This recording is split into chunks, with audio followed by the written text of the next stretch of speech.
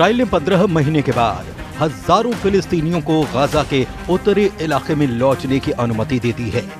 इसके बाद से हजारों लोग अपने घरों की तरफ लौटने लगे हैं।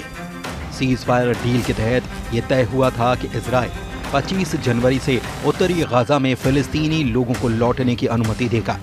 हालांकि इजराइल हमास के बीच विवाद की वजह से इसमें 2 दिनों की देरी हुई। दरअसल इजराइल का आरोप था कि हमास ने आखिरी वक्त पर एक बंधक को रिहा नहीं किया। हजारों की तादाद में फिलिस्तीनी कई दिनों से सीमा पार करने का इंतजार कर रहे थे। जैसे ही इजराइल की सहमति मिली, हजारों लोग नेतजारिक कॉरिडोर से गाजा के उत्तरी हिस्से की तरफ बढ़ने लगे। इजराइल ने हमास से जंग शुरू होने के बाद गाजा के उत्तरी हिस्से को खाली करा दिया था। इसके बाद 10 लाख से ज्यादा लोग उत्तरी गाजा से दक्षिणी गाजा की तरफ पलायन कर गए थे। इसके बाद इजरायली सेना ने वहां पर हमला किया और उस इलाके को सील कर दिया था।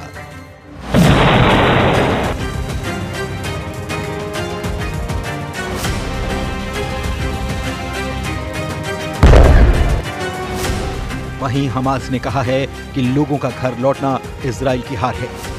हमास ने गाजा के विस्थापितों की घर वापसी को अपनी जीत बताया है। हमास ने कहा कि गाजा पर इजरायली कब्जे का प्लान फेल हो चुका है। लोगों का अपने घर लौटना इजराइल की हार का संकेत है।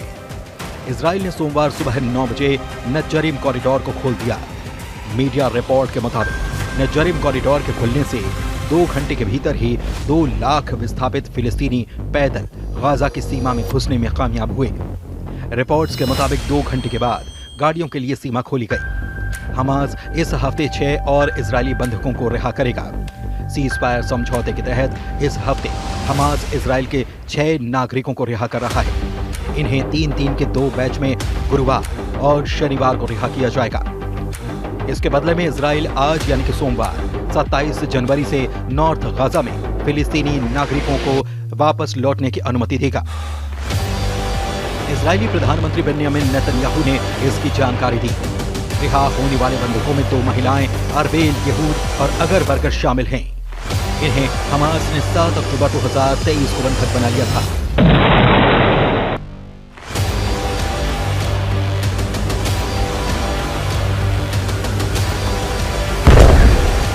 इजराइल ने पिछले हफ्ते शनिवार को रिहा हुई 4 महिला बंधकों के साथ अरबेल यहूद को रिहा करने की मांग की थी।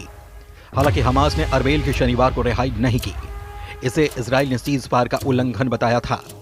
सीज फायर समझौते के तहत अब तक हमास ने इजराइल के 7 बंधकों को रिहा किया है। ये सभी महिलाएं हैं।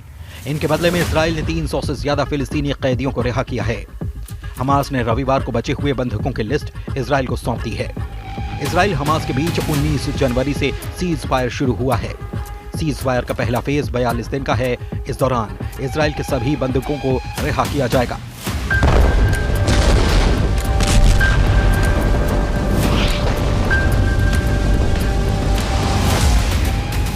शनिवार तक इजराइल को ये लिस्ट नहीं मिली थी। इसे इजराइल ने सीज फायर का उल्लंघन बताया था। इसके चलते नॉर्थ गाजा में फिलिस्तीनियों की वापसी में देरी हो रही थी। सीज फायर डील 3 फेज में पूरी होगी। पहले फेज में हमास इजराइल से किडनैप किए गए 33 बंधकों को रिहा करेगा। इसके साथ ही इजरायली सेना गाजा की सीमा से 700 मीटर पीछे लौटेगी।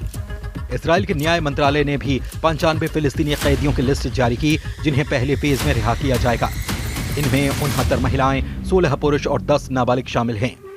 इजराइल 700 से ज्यादा फिलिस्तीनी कैदियों को रिहा करेगा। इनके नाम की लिस्ट जारी की गई है। इस लिस्ट में शामिल कई लोग हत्या के आरोप में उम्र कैद की सजा काट रहे हैं, जिनमें हमास और फिलिस्तीनी इस्लामिक जिहाद के सदस्य शामिल हैं।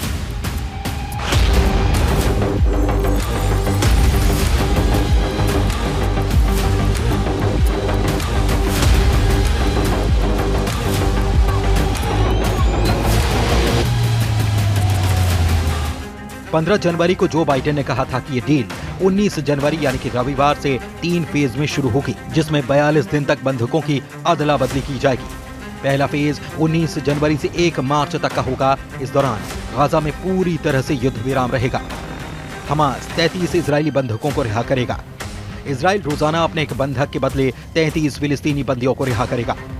हर एक इजरायली महिला सैनिक के बदले 50 फिलिस्तीनी बंदियों को रिहाई मिलेगी। वहीं दूसरा फेज पहले फेज के 16वें दिन यानी कि 3 फरवरी तक का होगा। सब कुछ ठीक रहा तो दूसरे फेज की योजना पर बातचीत शुरू हो जाएगी। इस दौरान कोई भी हमला नहीं किया जाएगा। जिंदा बचे हुए बाकी बंधकों को रिहा किया जाएगा।